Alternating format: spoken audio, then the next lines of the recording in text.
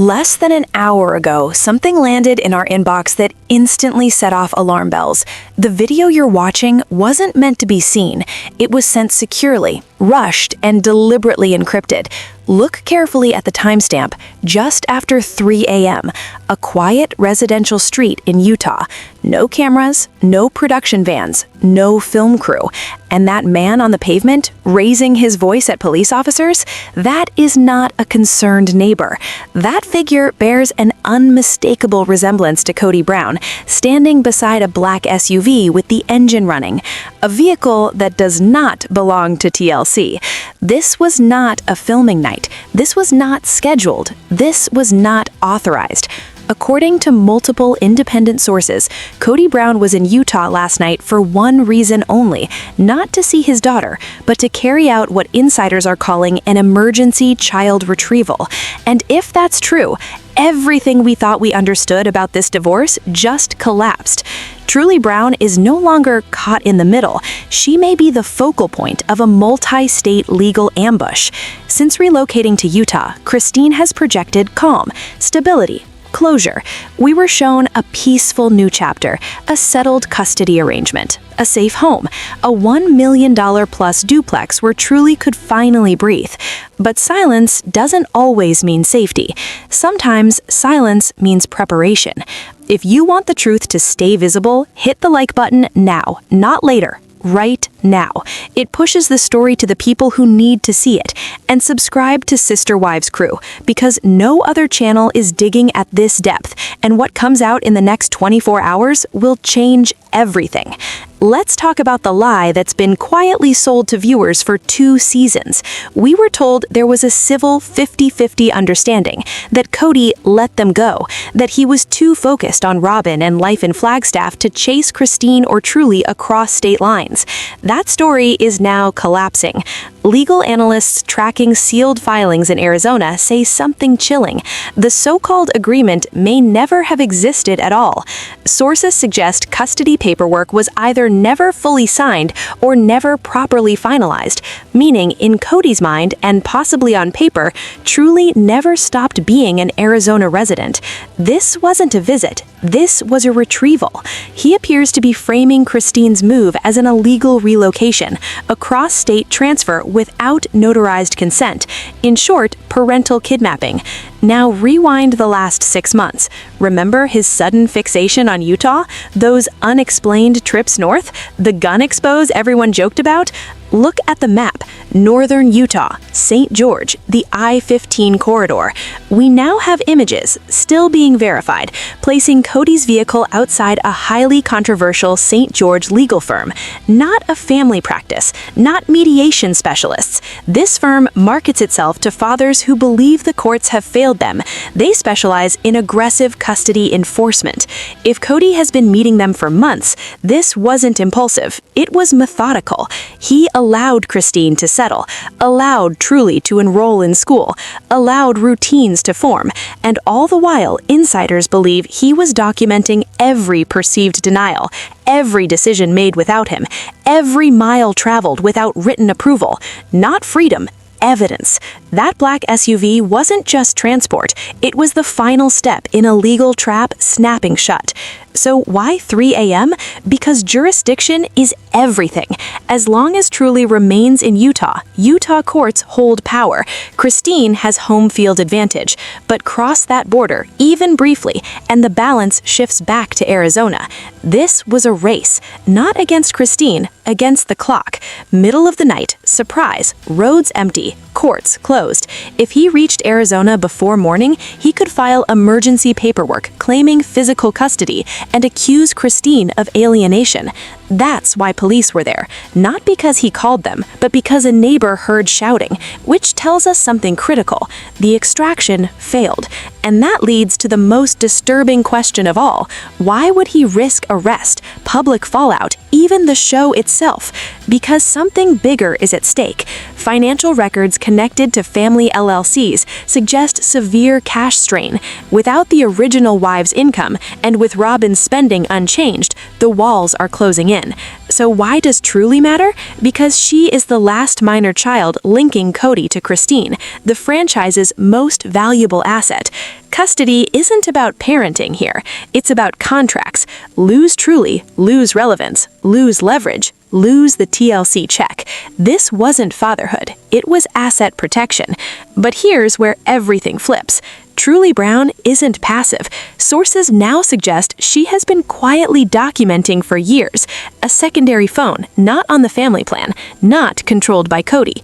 Recordings, logs, screenshots, every rant, every threat, every broken promise, which explains the panic in that footage, not anger, fear. If those recordings surface, his legal narrative collapses.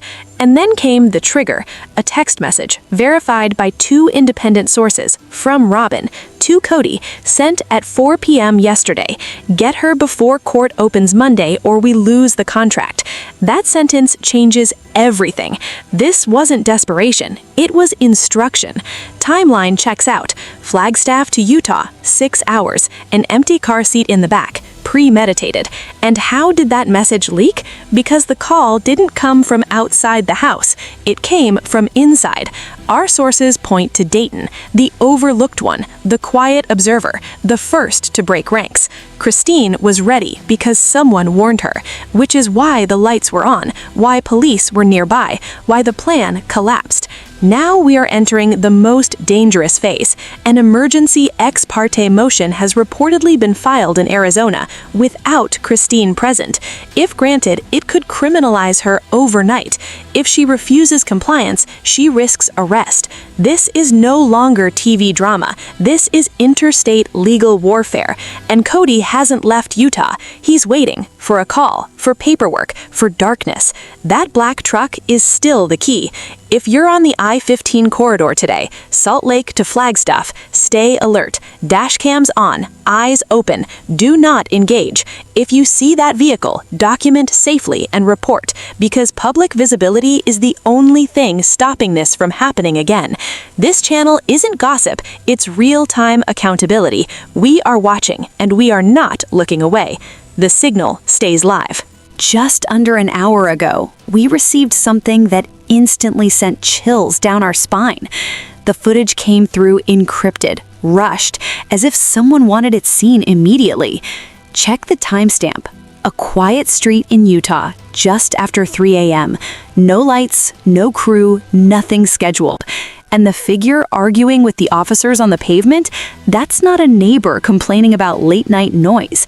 That is someone who looks exactly like Kody Brown, standing beside a black SUV left running, a vehicle completely unrelated to any filming. This wasn't planned. This wasn't for a show. This wasn't meant to happen. Multiple sources on the ground say Kody wasn't there to see his daughter. He was reportedly carrying out an emergency extraction. If that's true, everything we thought we knew about this divorce is shattered. Truly Brown isn't just caught in the middle anymore. She may now be the target of a coordinated, multi-state legal move. Since relocating to Utah, Christine has projected calm, security, control. She made it seem like the custody battle was settled behind closed doors, and truly could live quietly in a luxurious duplex worth over $1 million. But quiet doesn't always mean safe. Sometimes quiet is the calm before a storm. If you want the public to see what's really happening, hit like now. It helps this story reach everyone who needs to know. And subscribe to Sister Wives Crew. We're the only team digging this deep, and the next developments in the coming hours are going to shock you. Because what we were told about an amicable agreement, what we believed about Kody just letting things go, that story may never have existed. Everything we thought about Kody's behavior over the last 6 months suddenly makes sense when you see the bigger picture. Those unexpected trips to northern Utah, the sudden obsession with guns and so-called expos, we all laughed it off, made memes, called it Kody being Kody. But now, the map tells a different story. St. George, the I-15 corridor. Not random trips, not casual visits. We have images still being verified, placing his vehicle outside a very controversial legal firm in St. George. Not a typical family law office, a firm specializing in fathers' rights and aggressive child retrieval. Men who feel the system has failed them, men who are taught to take extreme action. If Kody has been meeting them for months, he wasn't shopping for firearms or hanging out with friends. He was building a strategy, a months-long legal trap. While Christine and Truly settled into Utah life, Kody allegedly documented every single moment he could later claim she denied him access, every decision she made without his permission, every mile traveled without his consent, all recorded, all evidence. That black SUV we saw idling wasn't just a car, it was the final step in a carefully laid plan, waiting to snap. And the timing? 3 a.m.? That's no coincidence. Utah courts hold power over Truly as long as she's physically in the state, but cross the border into Arizona even briefly, and jurisdiction shifts back to Flagstaff. 1 hour in Arizona, and Kody could file emergency motions claiming custody, painting Christine as alienating the child. This wasn't just a father trying to see his daughter. This was a calculated race against time. Surprise, darkness, minimal witnesses. Everything designed to catch Christine off guard. Police were present, but not because Kody called them. Neighbors reported a disturbance, and that tells us something important. The extraction didn't go smoothly. There was resistance, and that resistance came from people who knew exactly what was coming, because someone inside the house knew. Someone had warned Christine, and that changes everything. By now, it's clear this isn't just a custody dispute. It's a high-stakes legal chess game, and Truly Brown is right at the center. Sources now suggest she's far from passive. She's been quietly documenting everything for years. A secret phone, not linked to the family plan, not monitored by Kody, used only for emergencies. Audio recordings, photos of documents, logs of promises broken, moments when Kody failed to show up. All evidence that could upend his entire case. That explains the panic in the video. Kody's frantic gestures, shouting at officers, not just frustration, but fear. Because Truly may hold the single piece of proof that destroys his narrative. And then came the trigger. A text message verified by multiple sources, from Robin to Kody, sent at 4 p.m. yesterday. Get her before court opens Monday or we lose the contract. Think about that. It's not desperation, it's instruction, premeditation. Flagstaff to Utah, 6 to 7 hours of driving, an empty car seat in the back, a haunting detail. He prepared to retrieve Truly against her will. But how did the warning get out? The leak didn't come from outside. It came from inside the house. Dayton, the boy everyone underestimated, allegedly broke ranks. He overheard the text, saw the plan, and made a choice. He tipped off Christine or her older children. That's why the house was ready. Police were nearby. Lights were on. Christine wasn't caught off guard. This is the collapse of the so-called one-house illusion. The rebellion isn't just in Utah anymore. It's sitting at Robin's kitchen table. And for Kody, every mile north was a trap he didn't know he was driving into. The emergency extraction he attempted is usually reserved for life-threatening danger, abuse, neglect, immediate risk. But insiders say he's weaponizing the legal system, framing a move that was filmed for television as a sudden kidnapping. He's exploiting messy interstate custody laws, hoping the officers will see enough official-looking paperwork to allow him to act. And yet, thanks to the leak, the plan failed. But failure doesn't mean retreat, it means desperation. Kody Brown, cornered by financial pressure, legal complications, and a crumbling public image, is capable of anything. This was Plan A. Plan B is likely more extreme, less legal, more chaotic. And the stakes? Not just custody anymore.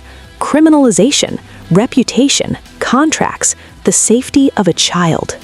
Now, the situation has escalated into something far darker than a custody battle.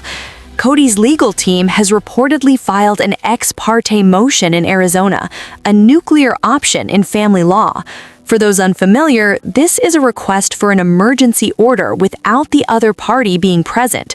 If granted, Christine could be forced into immediate compliance or risk criminal charges. This isn't speculation, it's a ticking legal bomb. Kody could walk back onto that Utah sidewalk not as an angry ex, but as a man armed with a court order. If Christine refuses, she could be charged with custodial interference, effectively turning her into a felon overnight.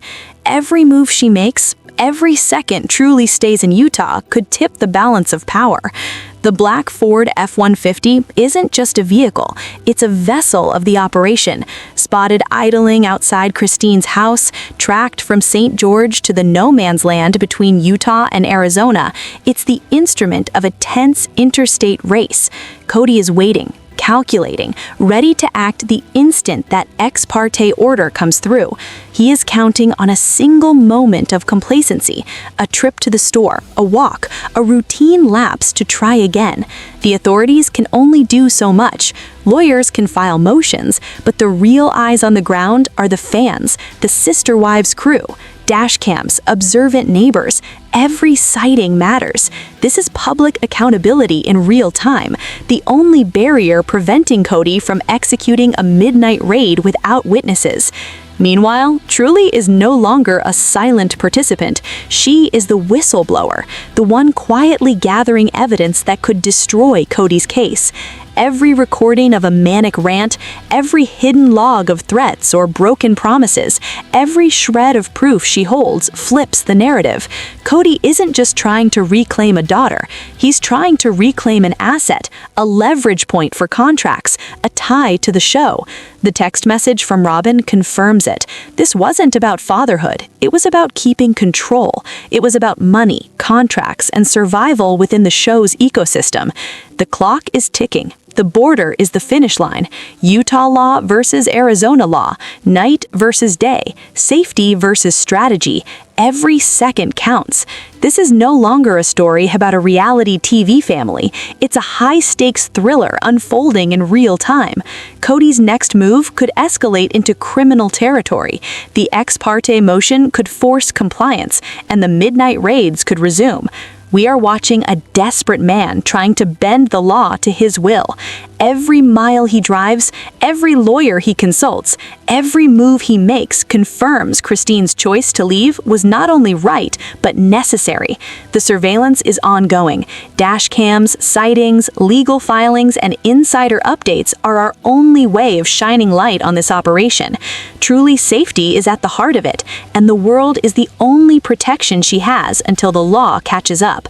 The race isn't over, the night isn't quiet, and the story is far from finished. The signal remains live, and we are not looking away.